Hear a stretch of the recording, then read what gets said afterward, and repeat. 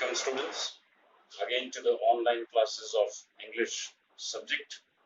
Today I am going to teach you the chapter of footprints without feet. Chapter number 4, a question of trust, which is a supplementary reading. First, I will give you a short brief about the writer, Victor Canning, theme of the story, followed by a short summary and what are the main points of the story to be remembered. About the author, Victor Canning was a prolific writer of novels and thrillers. He was born in Plymouth, Devon. He was the eldest child of a coach builder. His father was Fred Canning. During First World War, his father served as an ambulance driver in France and Flanders. In 1935, he married Phyllis McEwen. They had three daughters, Lyndon, Hilary, and Virginia. Lyndon was born in 1939. Hilary was born in 1940 and Virginia was born in 1942, but later on died in infancy. In 1940, he was enlisted in the army and sent for training with Royal Artillery at Lyndon Wells. In 1965, he began a series of 4 books featuring a private detective called Rex Terror. Now, move on to the theme of the story, a question of trust. This story is about a robber named Horace Danby. He was about 50 years old. He was unmarried and he had hay fever. He used to break one safe every year in order to arrange money for his hobby of race and very rare and expensive books. Sorry, not race. Very rare and expensive books. He would steal once in a year for the books so that he could purchase books of his choice. He chose a house and shot over garage for his next robbery. One day, he saw servants going for a movie and he entered the house with his tools. He felt tickle in his nose and he sneezed. When he was trying to break the safe, a young, beautiful lady appeared there.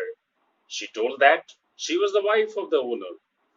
Horace got frightened and started begging pardon to her. Finally, they reached a deal.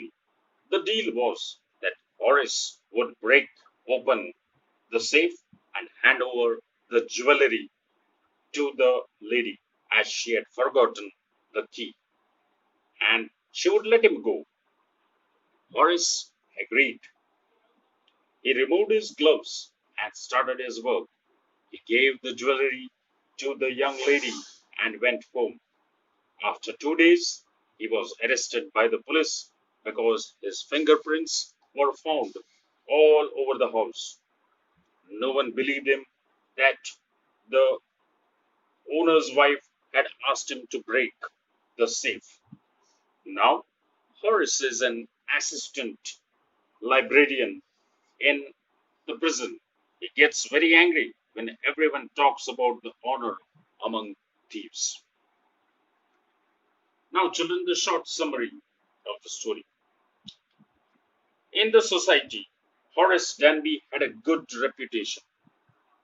He was considered a very respectable person. He was 50 years old and unmarried. He was suffering from hay fever.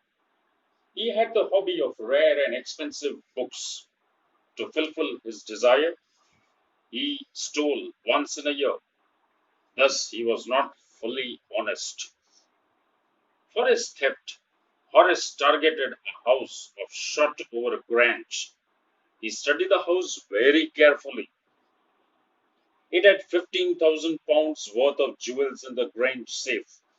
He studied the rooms, the electrical wiring, paths, and all other important things. One day, when Harris saw the thieves of the house going to see a movie,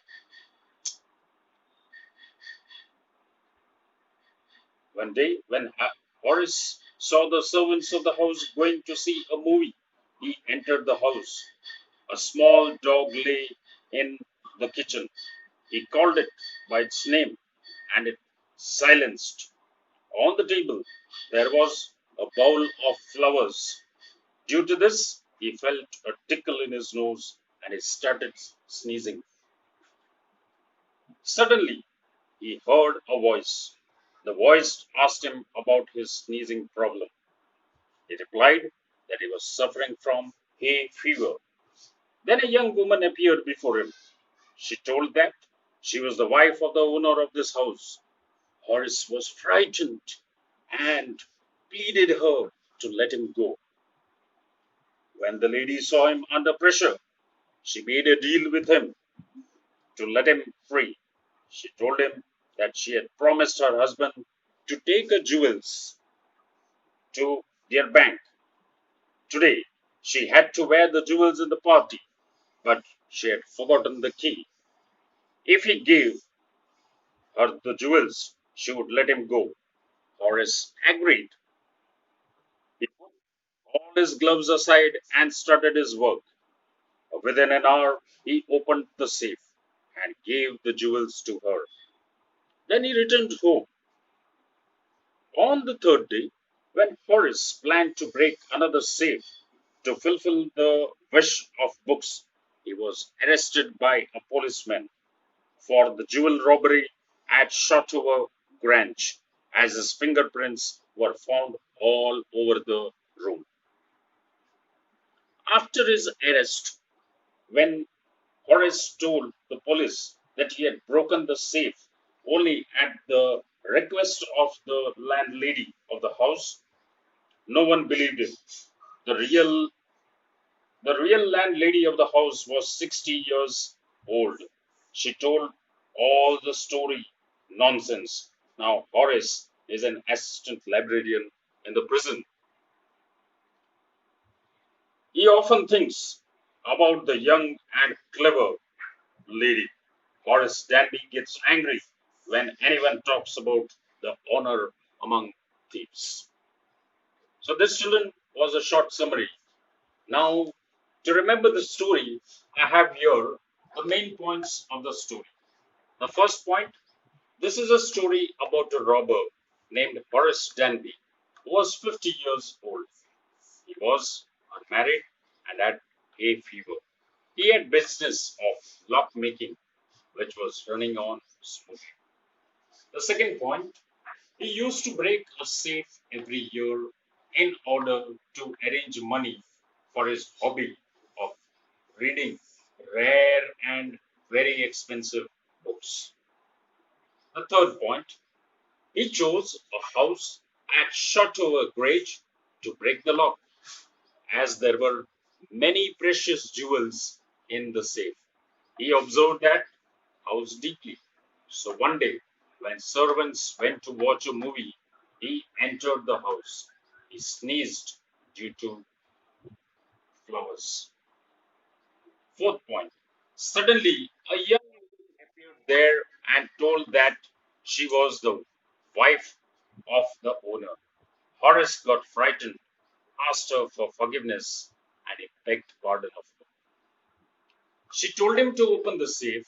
On this condition, she would let him go. Sixth point.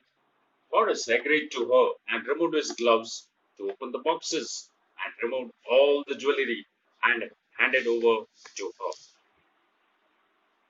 Seventh point. His fingerprints were there all over the house now. After some days, he again planned for a robbery, but before he could implement it, he was arrested by a policeman. Ninth point. No one believed the wife of the owner had told him to break the safe and open boxes, and he went to prison as he was arrested by the policeman. Last point, Horace became the assistant librarian in the prison. He gets very angry when anyone talks about honoring among thieves. It is said that you must set a thief to catch a thief, but it is also said that there is honor among thieves. Which saying does this story illustrate? Thank you, children.